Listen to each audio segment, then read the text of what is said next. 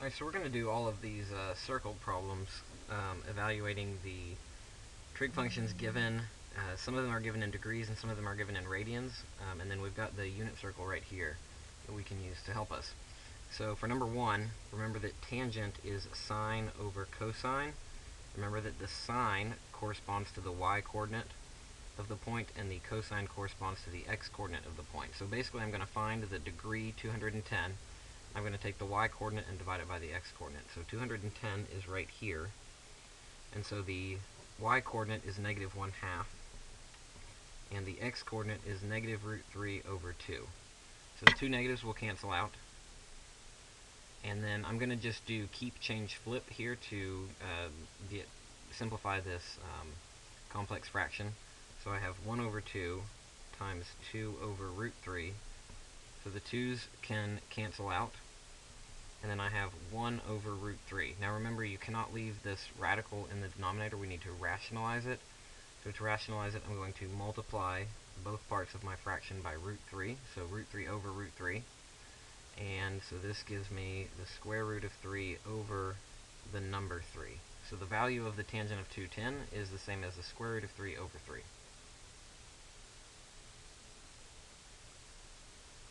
Alright, we're also going to do number 3, which is the cosecant of negative 7 pi over 6. So remember that cosecant is 1 over the sine.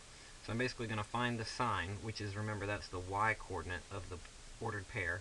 And then I'm going to do, basically take the reciprocal of that. I'm going to do 1 over that y-coordinate, which will end up just flipping whatever fraction I get, if it is a fraction.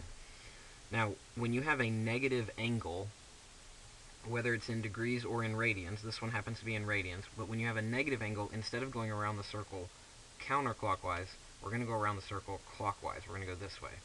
So I'm going to go negative 7 pi over 6 around the circle this way. And you can count by pi over 6. So this is 1 pi over 6. This is 2 pi over 6. And this is 3 pi over 6, which would be pi over 2. So I've gone a quarter of the way around the circle, pi over 2.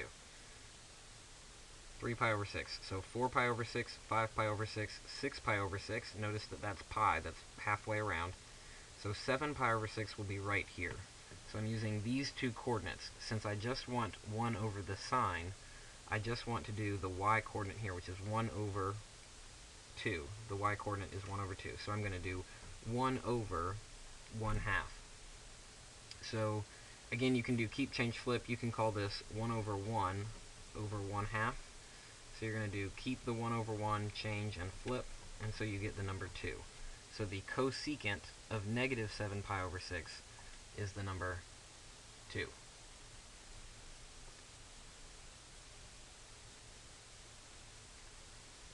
Alright, for number 4, we're looking for the secant of 90 degrees. Remember that the secant is the 1 over the cosine.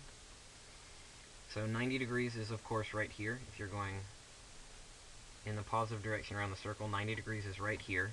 Remember that cosine corresponds to the x-coordinate. And so the x-coordinate at 90 degrees is 0. So we have 1 over 0. Anytime you have a 0 in the denominator, your number actually explodes into infinity. So this whole number is undefined. So there is no secant value at 90 degrees. What you would have on the graph of the secant of x would be an asymptote wherever 90 degrees was. And so this is actually just undefined.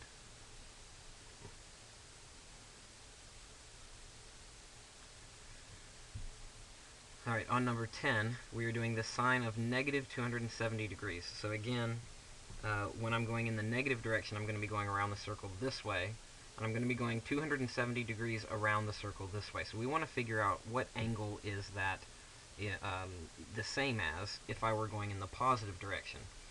So 270 degrees around this way. You can either kind of sort of count it out, or I like to see what's missing.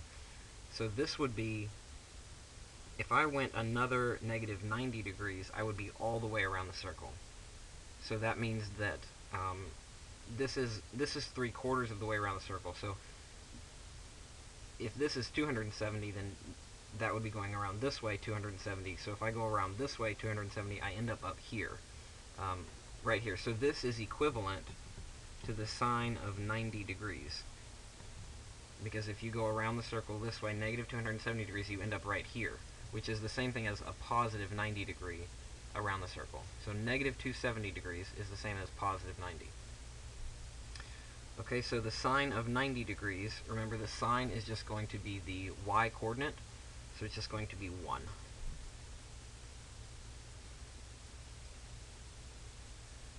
For number 11, remember cotangent is going to be the reciprocal of tangent. So tangent is sine over cosine, so cotangent is going to be cosine over sine. So that's what I'm going to be doing. I'm going to be taking the x-coordinate and dividing it by the y-coordinate. Now I have to figure out what angle is equivalent to 960. But you should recognize that 960 is at least more than once around the circle. And so if you pull up a calculator, quickly, I don't know if you can see that one on my phone. Probably not. You can just go, you could take 360, so 360 one time around is once around, and then we kind of reset. So another 360 would be 720 degrees. And then the difference between 960 and 720 is 240 degrees. So I've gone around the circle 2 whole times, and then I'm going another 240. So this cotangent of 960 is equivalent to the cotangent of just 240. Because if you go around twice, you're just resetting each time. So the cotangent of 240 is going to be the x-coordinate over the y-coordinate. So it's going to be negative 1/2 over negative root 3 over 2. So again, the negatives are going to cancel. So I'm going to do keep, change to multiplying, and I'm going to flip. My 2's cancel out. I end up with 1 over root 3, and then I have to rationalize the denominator in the exact same manner that I did number 1. So I get root 3 over 3.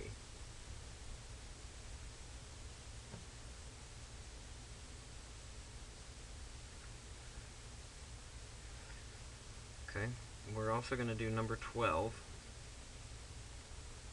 So we're trying to do the sine of negative 7 pi over 3.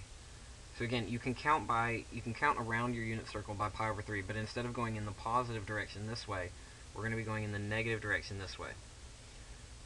So 1 pi over 3 is here, 2 pi over 3 is here, and 3 pi over 3 gets me to pi. So we go 1, 2, 3 pi over 3, 4, 5, 6 pi over 3. Notice I've gone around the circle 1 whole time because 6 pi over 3 is the same as 2 pi.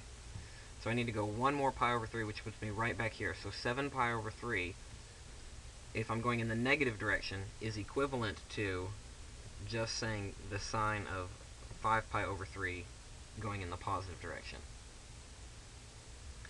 And remember that the sine is just the y-coordinate, and so it's just negative root 3 over 2. No calculations needed once you figure out the correct point that you're terminating at. And we're going to do one more. We're going to do the cosecant of 13 pi over 4. So remember, cosecant is 1 over sine, and 13 pi over 4, if you think about it, 4 pi over 4 is 1 pi. 8 pi over 4 is 2 pi. So we're kind of resetting there. And then there are going to be 5 pi over 4 left over. So 13 pi over 4 is the same as 8 pi over 4. But remember that this is just 2 pi, so you just kind of reset. So 13 pi over 4 is the same as just 5 pi over 4 as I'm going around the circle. So I'm really looking for the cosecant of 5 pi over 4. And so 5 pi over 4, again, you can count around the circle in pi over 4s. So here's 1 pi over 4. Here would be 2 pi over 4. 3 pi over 4, 4 pi over 4, 5 pi over 4 is right here. And so the cosecant is just going to be the 1 over the sine, which is going to be 1 over the y-coordinate. So I'm going to do 1 over the negative root 2 over 2. So this is equivalent to 1 over 1 over negative root 2 over 2.